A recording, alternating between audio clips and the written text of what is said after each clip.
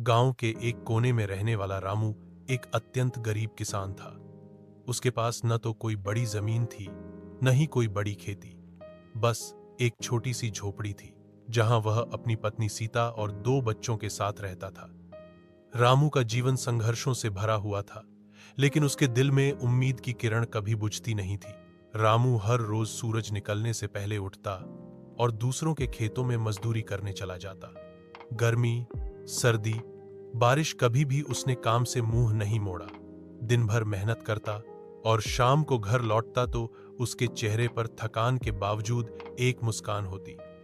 वह जानता था कि उसका पसीना ही उसके बच्चों का भविष्य संवार सकता है। रामू की पत्नी सीता भी सिलाई, कढ़ाई का काम करके घर का खर्च चलाने में उसकी मदद करती थी। दोनों पति पत्नी ने हमेशा अपने बच्चों की पढ़ाई पर जोर दिया।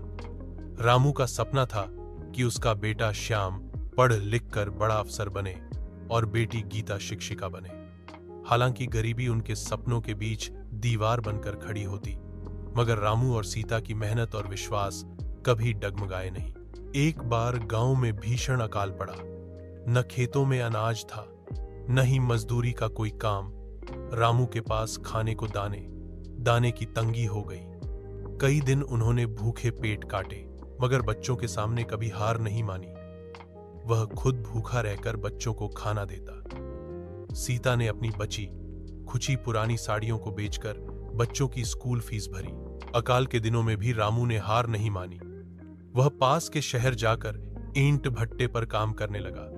दिन भर धूप में तपता, हाथ छिल जाते, मगर उसके मन में एक ही सोच थी, मेरे बच्चों का भविष्य मुझसे बड़ा है। धीरे धीरे हालात सुधरे। श्याम पढ़ाई में अव्वल आया और उसे स्कॉलरशिप मिली।